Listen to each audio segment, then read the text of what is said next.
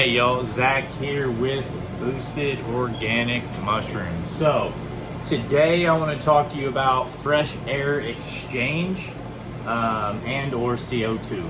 So we was having a problem with CO2 levels there for a little bit. Whenever I put this grow tent up, I could not sync my exhaust with my intake, if that makes sense. So my intake fan is hooked up to a filter hose dumped directly on top of one of these corners of my tent. And to the diagonal opposite corner at the very bottom, my exhaust fan is a 6-inch. All right, so I want a little bit more coming in than I do going out, just to kind of keep it to where it's not positive or negative pressure completely, but it kind of regulates itself, right? So anyway, my intake fan is on a controller that's hooked to my Wi-Fi, and it goes by digital time. So whenever I set it like 6 a.m. to 6 p.m., it'll kick on for 15 minutes and blow air in here at a certain level. And then like at level 3 out of 10, right? It'll blow filtered air in my tent for 15 minutes every hour, and then 45 minutes it'll shut off. So whenever I hooked my exhaust fan up, this is a whole different setup than I had before. That's my CO2 meter going off. I'm in here breathing, and it went from like 600 to 1100, like, you know, in like 10 minutes. So that's something you got to think about. Anyway, my exhaust fan is on a timer plugged into a socket, into an outlet in the wall. And so anyway, the timer isn't completely 100% accurate, as is digital time with my Wi-Fi. You know what I'm saying? So digital time is way more accurate than just plugging a timer in the wall.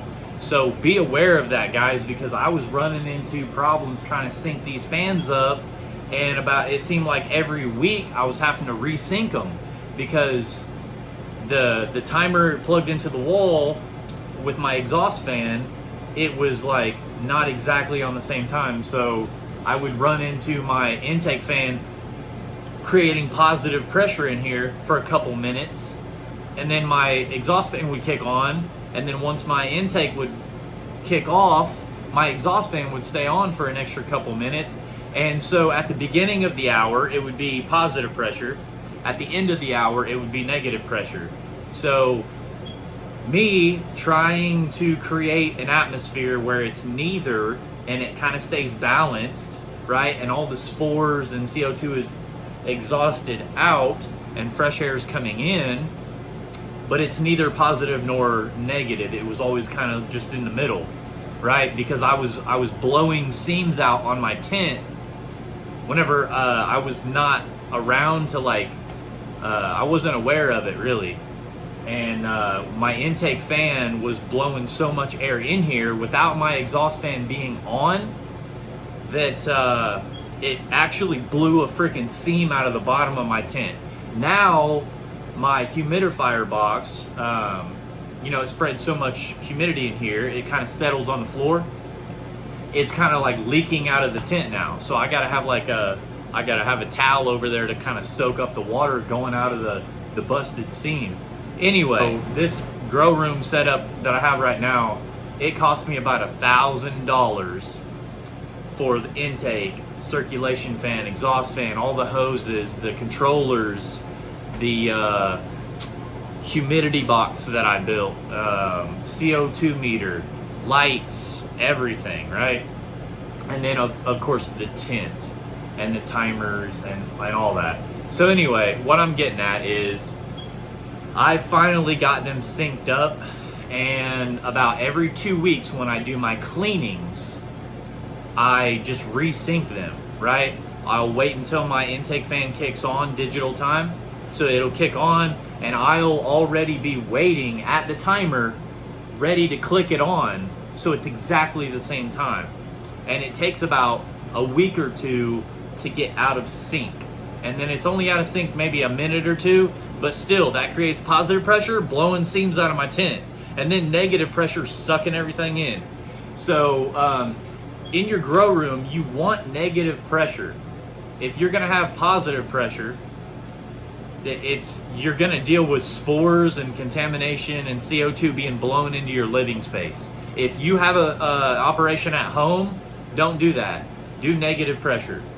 But if you can afford it, buy your system and set it up in such a way that it kind of balances out, and it's not negative nor positive, it's balanced in the middle.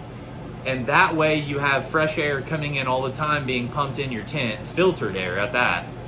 And also you have it being exhausted every hour or every couple times an hour, just so it's not blowing seams out of your tent with the positive pressure. And also you don't want a bunch of humidity falling to the floor and creating a sopping wet walk space whenever you're harvesting or anything like that, right? It's just you're just asking for contamination at that point. I've dealt with all these things. So the exhaust actually helps you. I mean, the negative pressure helps you in more ways than positive pressure does. Because with positive pressure, you're blowing everything into your living space or in your warehouse, wherever this is at, spores, CO2, contamination. Now with negative pressure, all that's being sucked out constantly. And your humidity is not falling to the floor, it's actually being kind of moved around and exhausted out, especially with your circulation fan. So anyway, I wanted to get on here and talk about CO2. That's fresh air exchange. You want filtered air, clean air coming in, and you want it being exhausted out, and you want it being circulated around the middle or wherever you have your racks at. You want it just in between them, right? You don't want it right on your mushrooms. I've done that and I've dried my mushrooms out before. But anyway, my CO2 meter right here, I got this on Amazon, and it's just like an infrared detector in here, and it just detects the oxygen and CO2. So it has 4 levels. So we try to keep it on the first level, and it's right about 914 right now, and that's because I'm breathing all over it. So this will actually right there. So it'll beep at 1,000, and then it'll beep at like 1,500, and it warns you. So anyway, this only lasts about 2 days battery life, so I have to charge it multiple times a week. But at this point, I just watch my mushrooms and I let them speak to me. So right now, we have our growing space at right around 500 to 700 parts per million CO2, right? So that is low CO2. That's almost like relative to outside. That's about what it is outside. It's about 400, 500 outside. So we're keeping it pretty high oxygen in here. And the main reason is my lion's mane. My lion's mane, Hericium erinaceus. I've ran into so many different issues with lion's mane. You'll hear that it's like beginner friendly, but I haven't had good experience with like growing this in the beginning, right? Especially with the type of substrate I was growing on and overdoing my moisture content and just contamination in my water being humidified onto it. Like I've ran into so many problems. Once I figured out all of that and I fixed it all, I ran into FAE issues, okay? So I went ahead and set this tent up differently, and in the last couple of months, I've seen significant improvement in my lion's mane.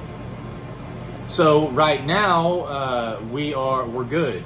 We're good on the CO2 level. Like I just told you, it's between 500 and 700 all the time in here, and that's good fresh air exchange, okay? Now, You want to watch and listen to your mushrooms. Let them speak to you. If you don't have a CO2 meter, I think that was like 40, 50 bucks. That's one of the cheaper routes that you can go. And like I said, it's kind of just a crutch. But if you're not listening to your mushrooms, you're going to run into this issue. Here, let me get another one for you. Show you guys this. So they are not actually reaching out.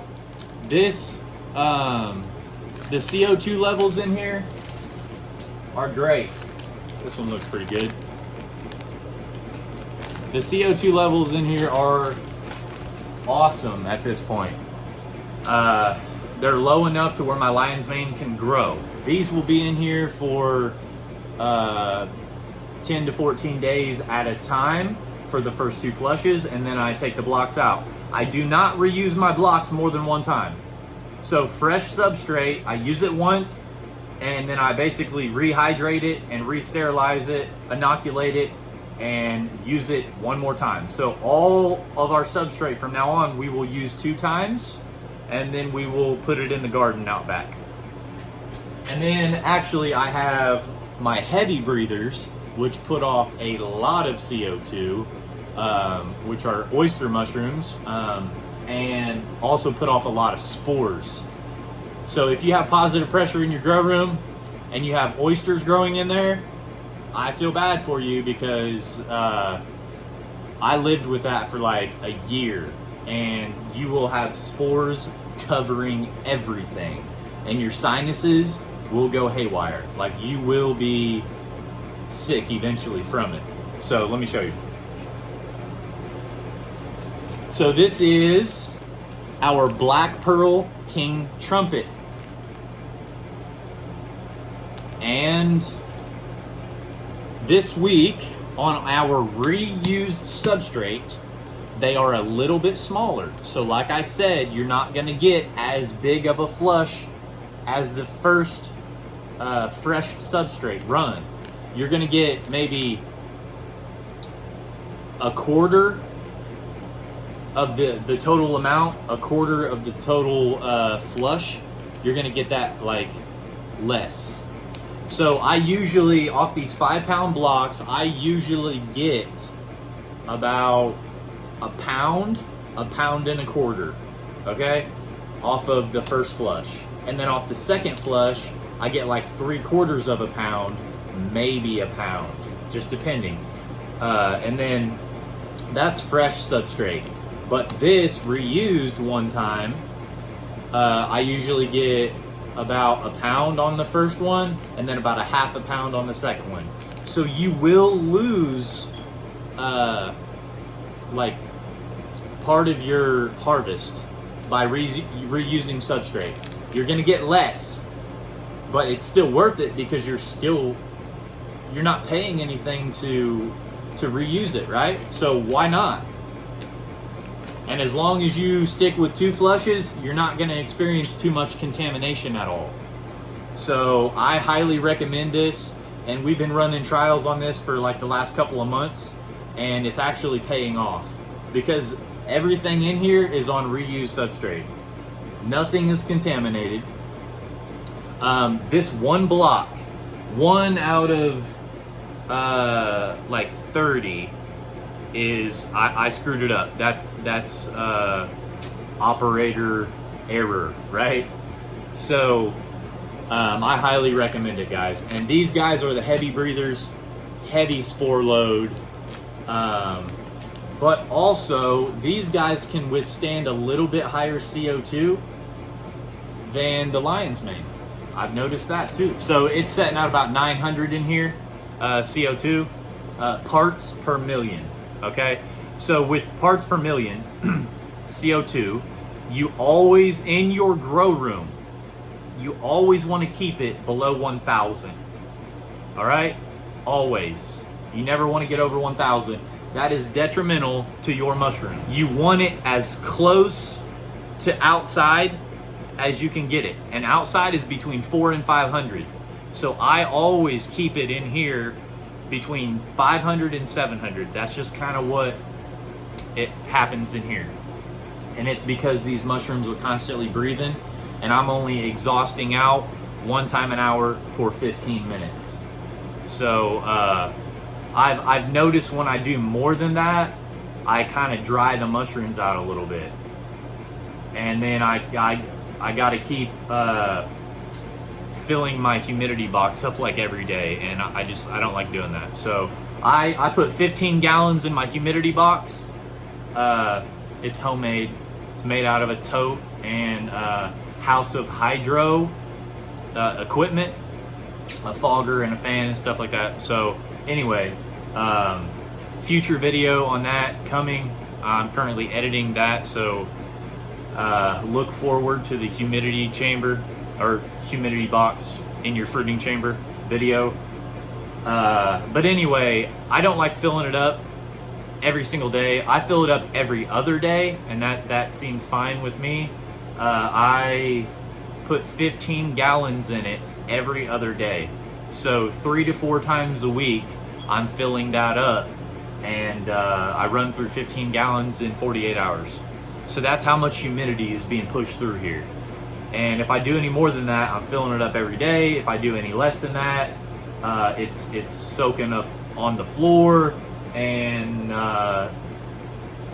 yeah, you just run into issues. So wherever you're at, it's gonna change, like relative humidity to outside.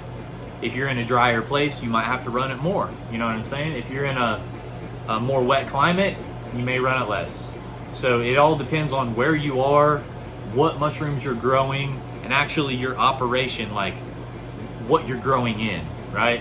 And your exhaust and your intake, circulation, all these factors come into play when you're talking about humidity. So anyway, guys, keep your mushrooms happy. And if you don't have money to invest in a CO2 detector or meter, then I highly recommend that you just let the mushrooms speak to you.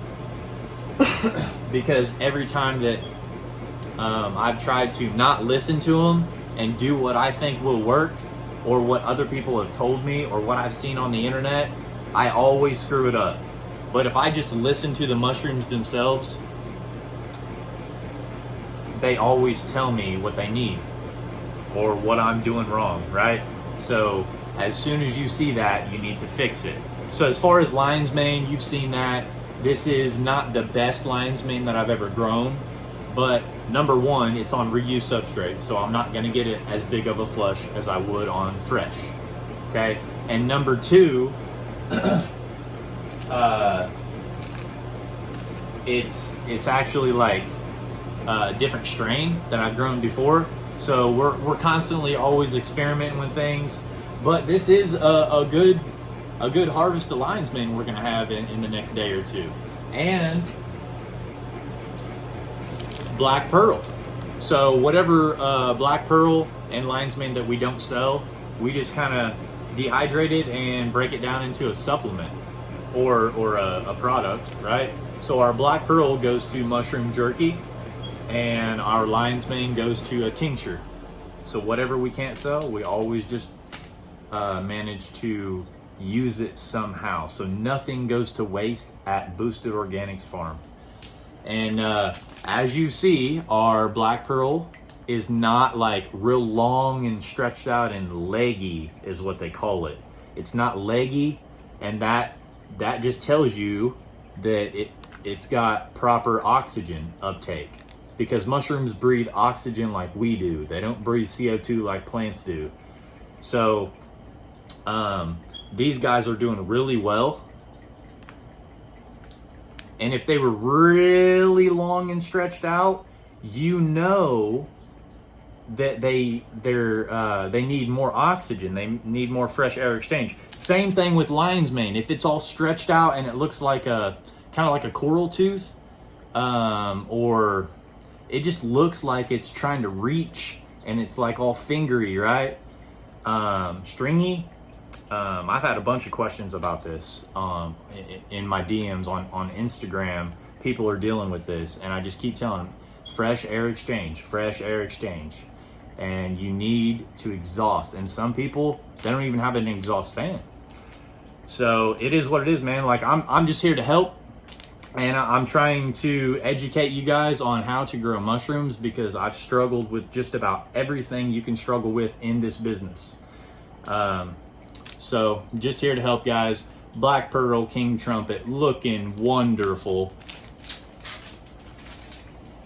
And yep, we've dropped a little bit of CO2 in here already. Fans just kicked off. So yeah, guys, that is fresh air exchange, and that is your CO2. So you always want to keep it, you want to replicate how these mushrooms grow in the wild, okay? Even though that we're doing it commercial, or, you know, we're just mass producing these mushrooms, you always want to try to replicate what's in nature. So anyways, guys, that's fresh air exchange. That's CO2 lesson for the day. Peace.